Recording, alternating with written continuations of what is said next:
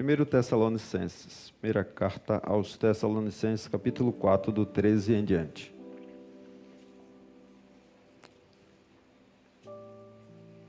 Queria que você ficasse em pé, a leitura da palavra de Deus.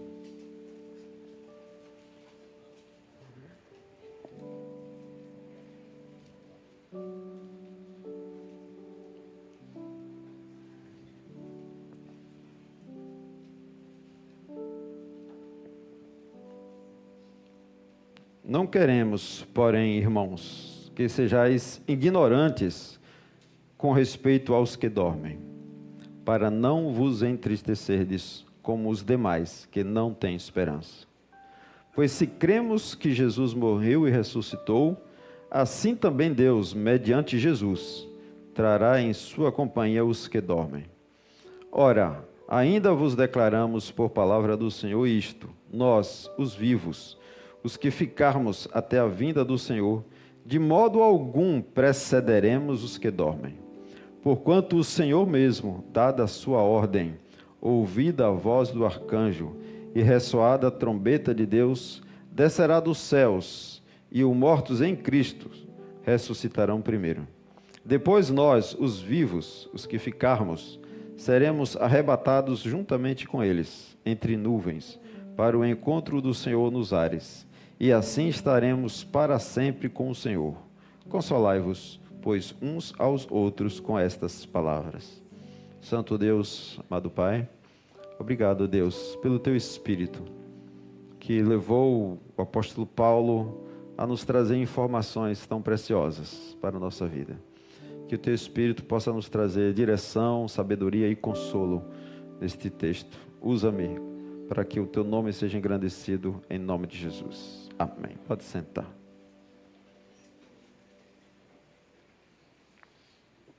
Bom, existem duas maneiras. O tema da nossa mensagem é o que acontece conosco depois da morte. Quem quer saber? Duas maneiras de você descobrir. Uma é morrendo e a outra é lendo a Bíblia.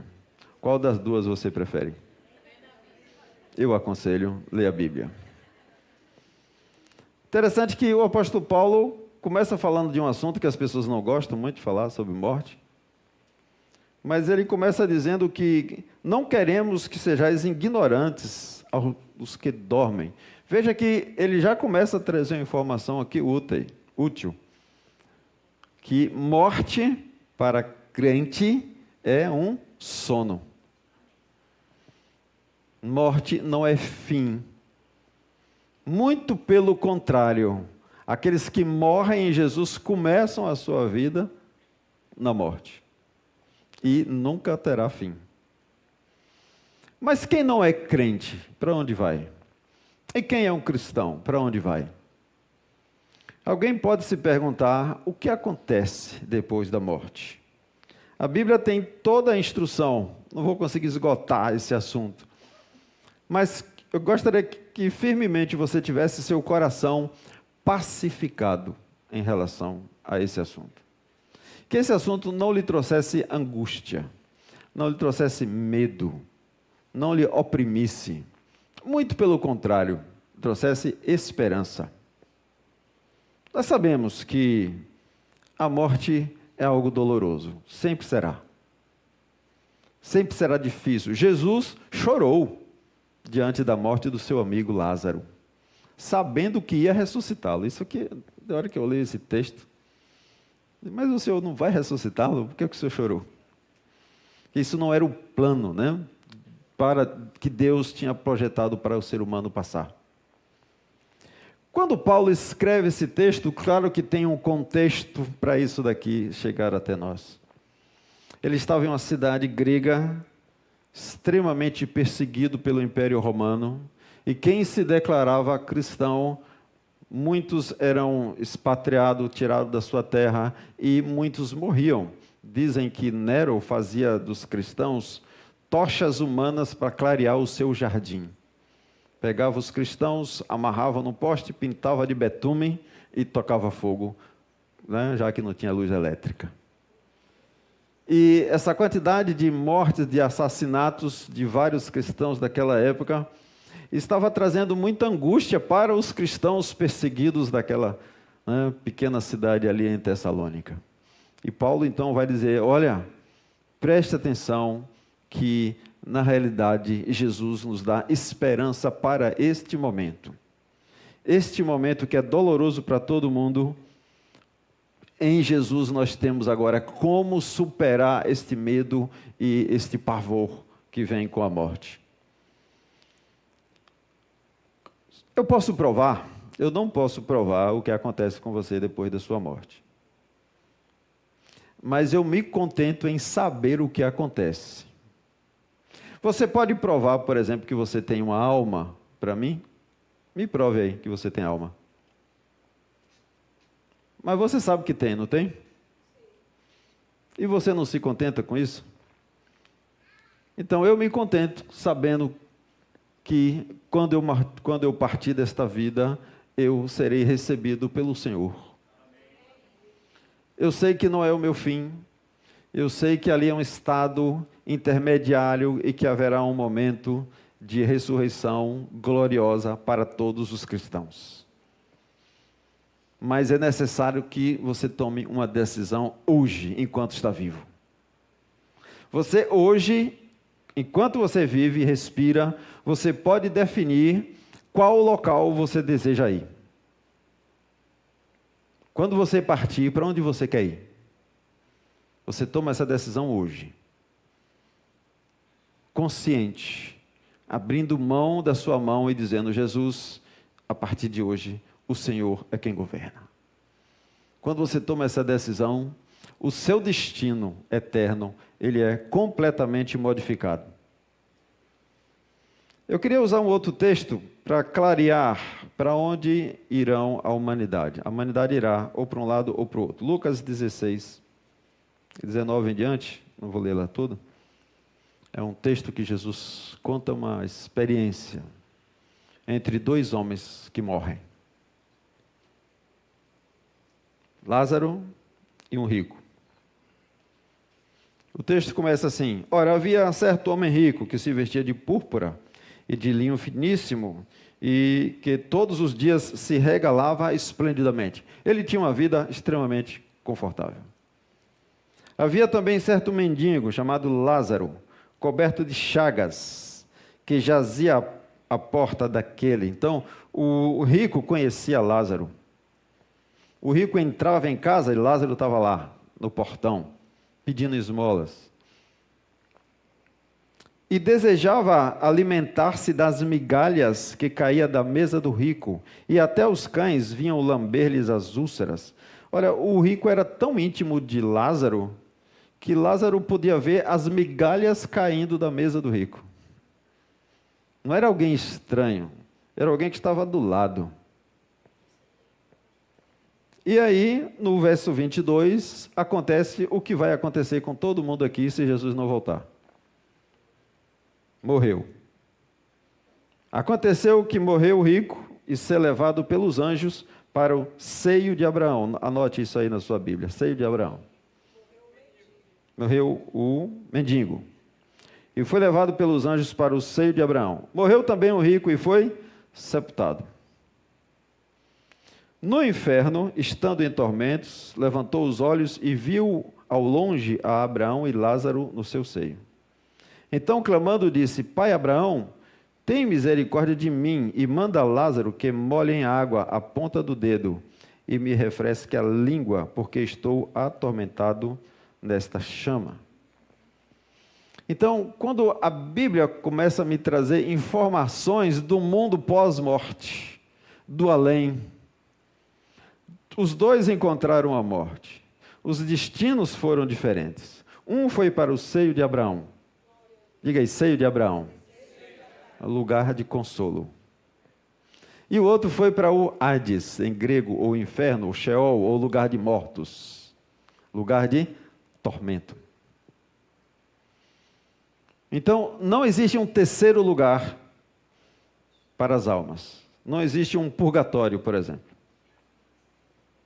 Ou é céu, ou é seio de Abraão, ou é inferno.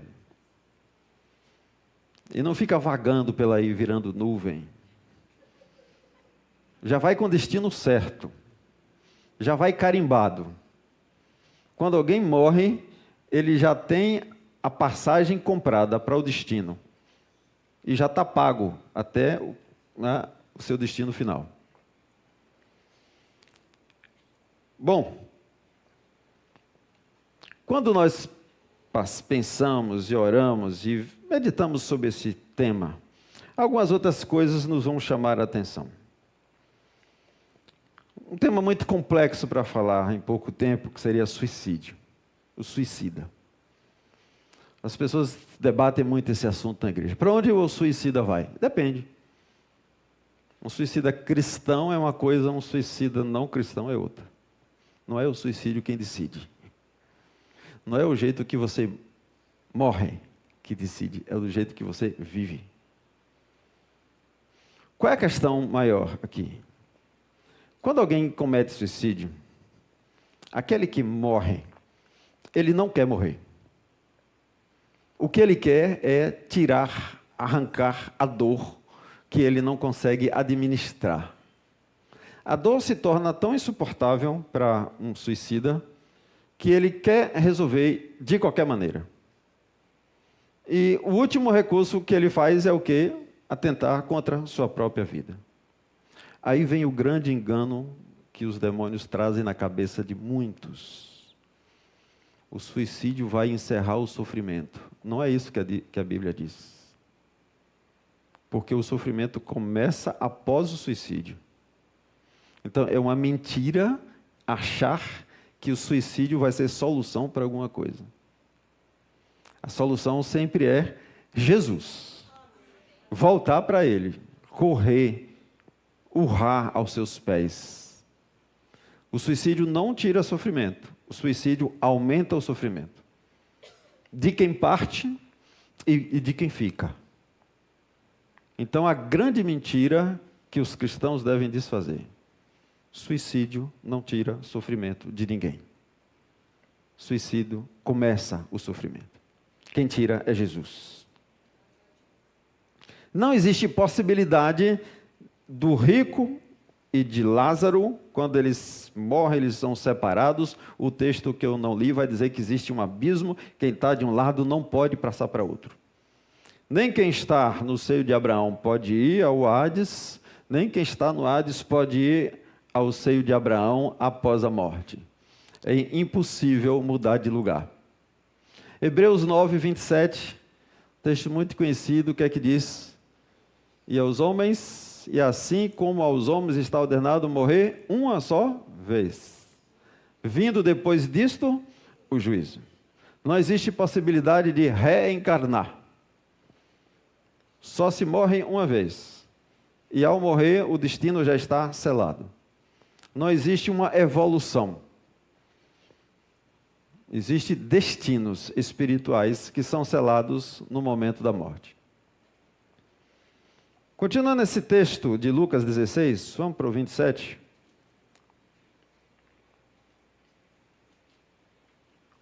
Quando o indivíduo morre, ele ainda tem consciência? Será que quem morreu sabe que morreu? Sabe. Como é que a gente sabe disso? Lê na Bíblia. Vamos lá. 27, Lucas 16, 27. Então replicou. Quem foi que replicou? O rico. O rico está falando aqui com Abraão. Então replicou: Pai, eu te imploro que mandes a minha casa paterna, porque tenho 5 irmãos, para que lhe dê testemunho, a fim de não virem também para este lugar de tormento. Os mortos, na realidade, aqueles que estão no inferno, têm consciência, sabe das suas relações de família e sabe por que foi para aquele lugar. E ele está vendo que os irmãos vão para o mesmo lugar. Ele diz: se meus irmãos não mudarem de vida, virão também para este lugar aqui de tormento. Então, a consciência ela é mantida e, inclusive, a percepção de sofrimento, que ele diz que está sofrendo. Mas, e o cristão? Algumas pessoas sempre perguntam, uma mãe, principalmente as mães, se meu filho não se converter, eu vou ficar no céu me lembrando que ele ficou no inferno sofrendo? O que é que a Bíblia diz sobre isso? Vamos para Mateus 22, 24. Os saduceus, que não acreditavam na ressurreição, quiseram colocar Jesus em uma situação difícil. Então eles elaboraram aqui uma pergunta, como tipo uma pegadinha, né, espiritual. Vamos do 22, 24 em diante.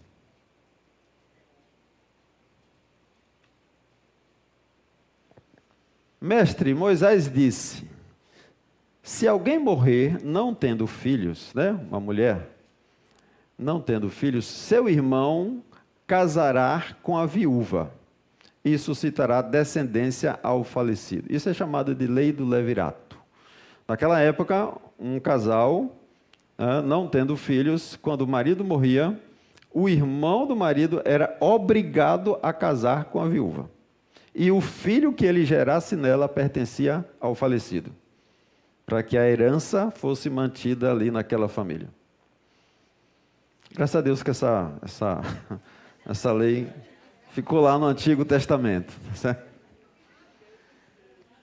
Mas aí, vamos continuar. Passe o próximo aí. E aí o saduceu vai colocar diante de Jesus. Ora, havia entre nós 7 irmãos. O primeiro, tendo casado, morreu. E não tendo descendência, deixou sua mulher a seu irmão. O mesmo sucedeu com o segundo, com o terceiro, até o 7º. Depois de todos eles, morreu também a mulher. Portanto, na ressurreição, de qual dos 7 será ela esposa? Porque todos a desposaram. E agora? Olha as intrigas no céu. O pessoal quer levar intriga para o céu. Já não está bom já a coisa aqui na terra, ainda quer levar confusão para onde não tem confusão. Que lá não é lugar de confusão. Olha o que Jesus responde. 29. Respondeu-lhe Jesus, errais, não conhecendo as Escrituras nem o poder de Deus. Porque na ressurreição nem casam, nem se dão em casamento. São, porém, como os anjos do céu. Não haverá lá meu marido, minha esposa. Quem quiser ter experiência de casar, case aqui na terra. Lá, não. Lá todo mundo é filho. Filho de Deus. Irmão não casa com irmão. Nem aqui na terra, nem lá no céu. Então, não vai existir essas questões familiares no céu, na eternidade com Jesus. Mas no inferno, as memórias vão ser...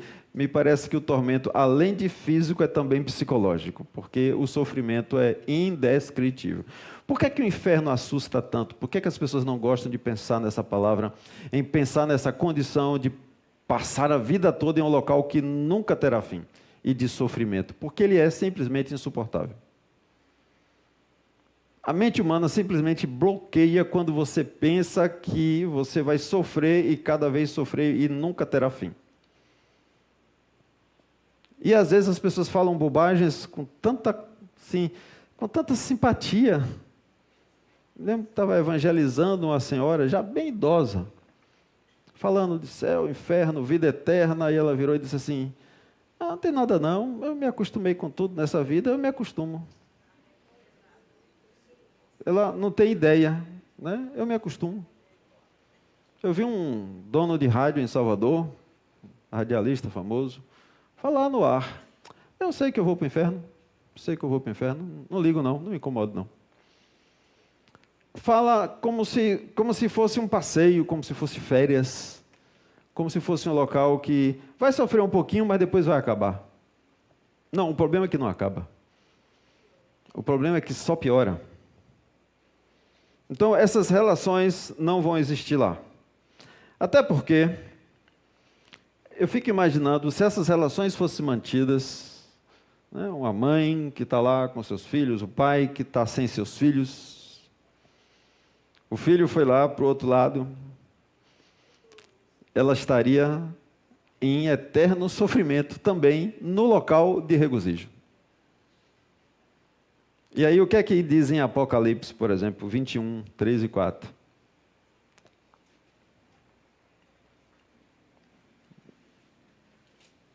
Apocalipse 21, 3. Então ouvi grande voz, vinda do trono, dizendo: Eis o tabernáculo de Deus com os homens. Deus habitará com eles. Eles serão povos de Deus, e Deus mesmo estará com eles. E lhes enxugará dos olhos toda lágrima, e a morte já não existirá. Já não haverá luto, nem pranto, nem dor, porque as primeiras coisas passaram. Não haverá choro no céu. Não haverá pranto, luto, perdas, dor, sofrimento. Isso é para a nossa existência aqui. E bem-aventurados os que sofrem, né, por causa da justiça. Mas o seio de Abraão e o inferno não é o local definitivo dos que morrem. É um local intermediário. Ou seja, depois desse local ainda haverá um outro local. Aqueles que morrem em Jesus, dormem, vão para o seio de Abraão. Os que morrem sem Jesus, vão para o Hades, para o inferno. Um é consolado, o outro atormentado. Mas não é ainda o prêmio definitivo, nem o castigo definitivo. Haverá ainda um segundo momento que piora de um lado e melhora do outro. Ou seja, Deus é complexo, Ele faz as coisas como Ele quer. E Ele projetou tudo isso e entregou de graça à humanidade para que ela tenha consciência dos eventos que haverão de acontecer sobre a terra e sobre aqueles que estão sobre a terra. E Ele não quer que ninguém esteja aqui sem saber do que vai acontecer. Paulo vai dizer: eu não quero que vocês sejam ignorantes sobre isso. Eu quero que a igreja tenha consciência do que vai acontecer. E para onde irão? Então, qual é o local definitivo? Aqueles que estiverem no seio de Abraão serão levados para uma nova Jerusalém, novo céu e nova terra. E quem estiver no inferno será lançado no lago de fogo. Esse é o local definitivo. Uns para gozo eterno, outros para vergonha e dor eterna. Onde é que está isso? Apocalipse 21 também, versículos 1 e 2. O apóstolo João, diante do sofrimento da perseguição, o último apóstolo, todos já tinham morrido, e Deus abre a visão dele para que ele tenha visões do mundo espiritual vindouro. E para que a gente saiba de todas essas coisas, hoje, sem precisar morrer. João, Apocalipse 21, 1. Vi novo céu e nova terra. Quando nós oramos, o Pai Nosso, seja feita a tua vontade, assim na terra como no céu. Assim na terra como no céu. Todos os dias alguém ora um Pai Nosso nesse planeta Terra, né? Isso vai se tornar verdade nesse momento aqui.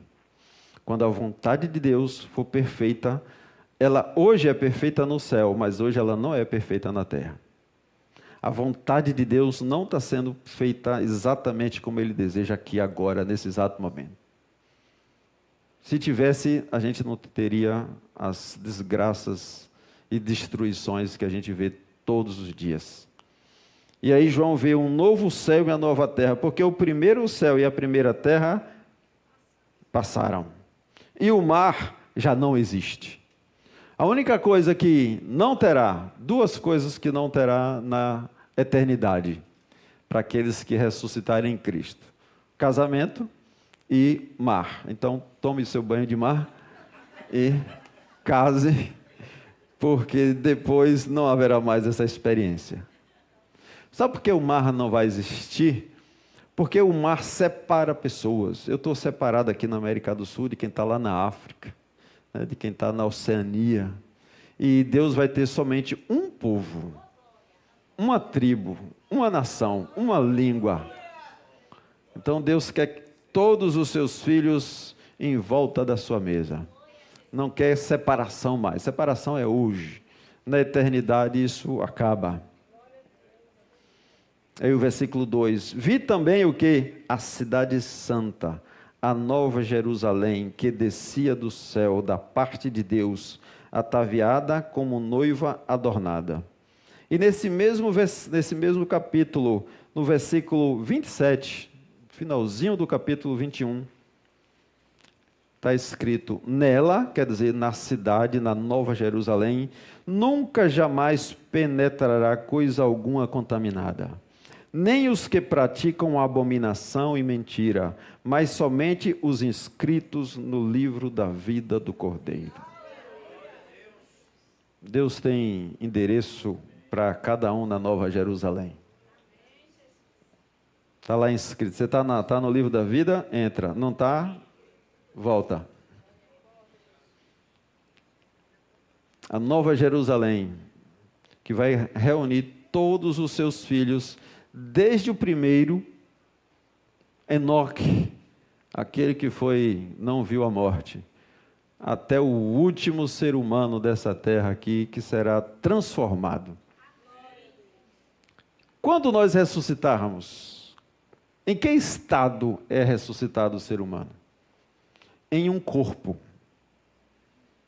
Na mente judaica, corpo, alma e espírito é uma coisa só. Na nossa mente grega, a gente fica tentando separar, né? A mente, o psicólogo trata da mente, o médico do corpo, o pastor do espírito. Como se pudesse fatiar o sujeito em 3.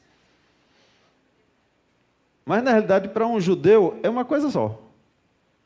Então, Paulo, quando está escrevendo, ele vai dizer assim, que nós vamos ser ressuscitados em um corpo glorificado.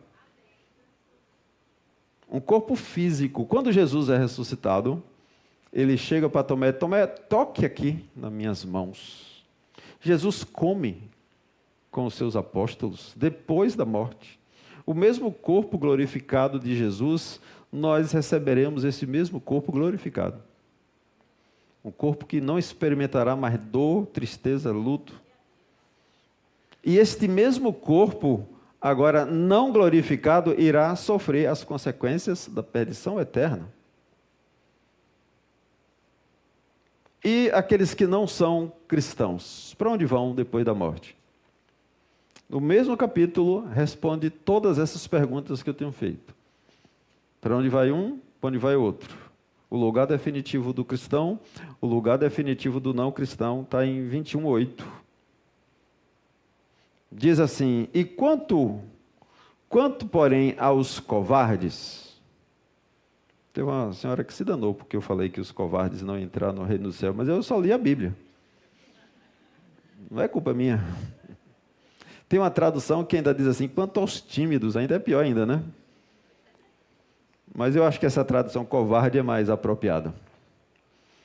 Quanto, porém, aos covardes, aos incrédulos, aos abomináveis, aos assassinos, aos impuros, aos feiticeiros, aos idólatras, e todos os mentirosos, a parte que lhes cabe será no lago que arde com fogo e enxofre, a saber, a segunda morte. A Bíblia fala de 2 mortes. Na verdade, ela vai falar de 3 mortes. A morte de Adão, a morte espiritual, inicialmente no pecado, ele continua vivo, mas morto no espírito. A primeira morte que a maioria da humanidade vai experimentar, e a segunda morte, a separação eterna. Morte é sempre separação. A separação física, no caixão, e depois uma separação eterna do próprio Deus Criador dos céus e da terra. Claro que a morte traz dor. Nós choramos na morte. Por que Jesus chorou? É impossível alguém que você ame, que você tenha um relacionamento significativo e você no momento da despedida, não seja afetado emocionalmente. Mas isso também não é definitivo, é naquele momento ali. A saudade, Deus vai tratando a saudade daqueles que partiram. Eu ainda sinto saudade do meu pai, por exemplo. Menos do que nos primeiros meses. Mas o tempo vai curando, né? Vai ficando as memórias boas. Mas ela ainda traz esse impacto.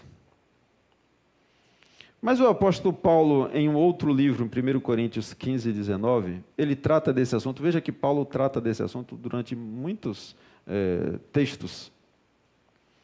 Ele vai trazer uma palavra de muita esperança para nós. 1 Coríntios 15, 19. Ele diz: se a nossa esperança em Cristo, em Jesus, se limita apenas a esta vida, somos os mais infelizes de todos os homens. Isso é um perigo para a igreja. Jesus não pode ser um resolvedor de problemas. Jesus não pode ser um supermercado que diz assim: eu estou doente, vou lá, vou fazer uma oração, quero cura.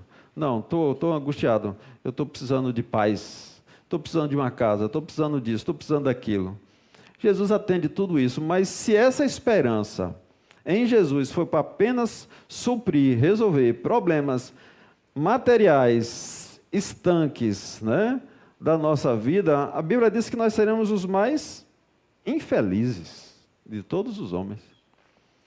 Jesus faz tudo isso, mas a nossa mente nunca pode perder de vista o que é essencial no processo da salvação. Por que é que eu fui até Jesus?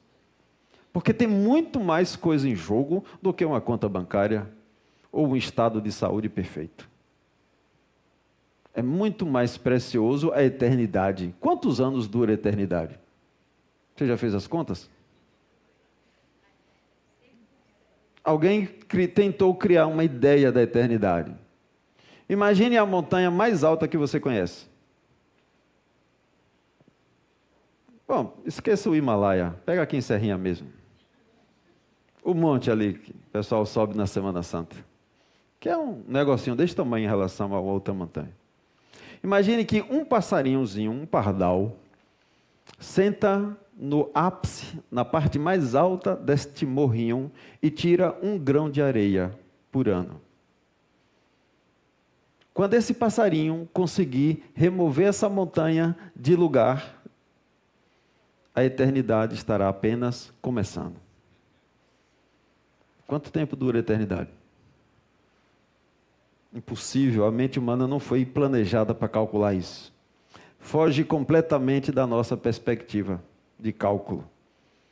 Porque a gente tem uma vida limitada aqui a 100 anos, talvez 120. A Bíblia diz, coloca como limite biológico. Pouquíssimos vão chegar a 120 anos. Talvez no planeta todo, eu não sei se 20 pessoas chegaram a 120 anos. Na Bíblia, os anteriores chegavam a mais de 900. Mas Deus estabeleceu isso como limite biológico.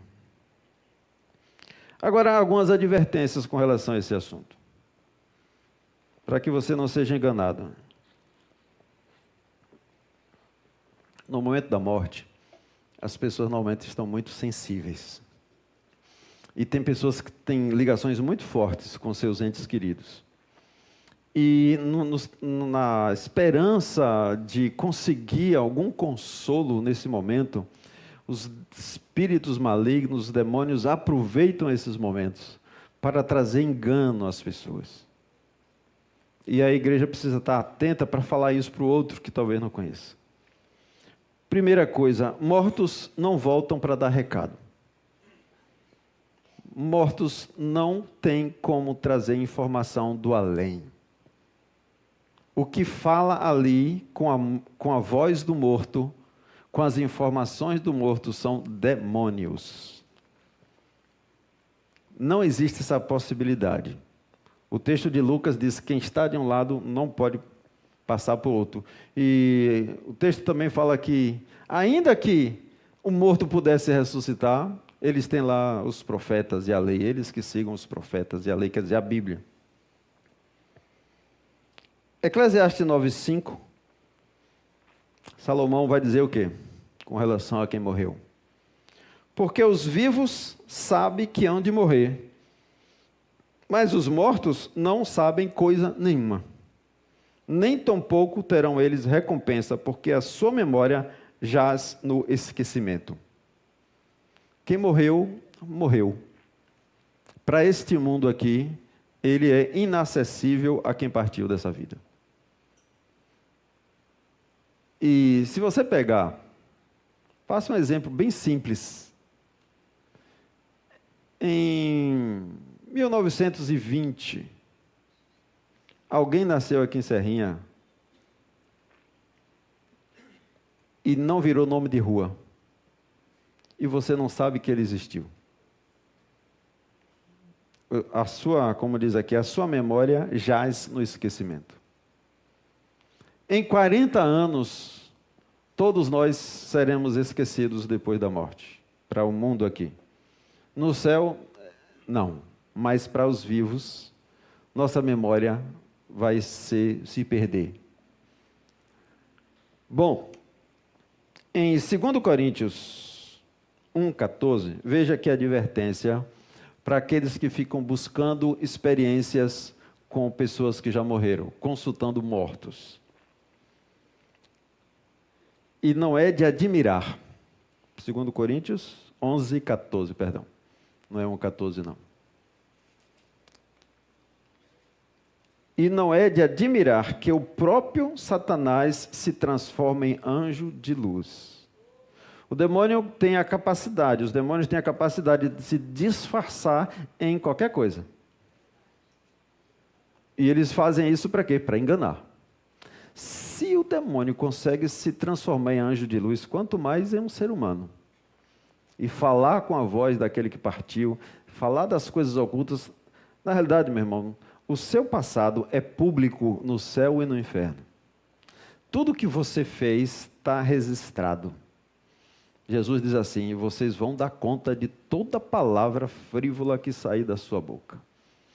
Tudo que você fala está registrado em HD externo, lá no reino de Deus, e no reino do capeta também. E eles usam esses artifícios para enganar pessoas. E vem sempre aquelas, esperança, e a pessoa fica tão confortada quando recebe uma mensagem do além. Mas se ele soubesse quem está mandando a mensagem, ele não ficaria nada, ele ficaria apavorado.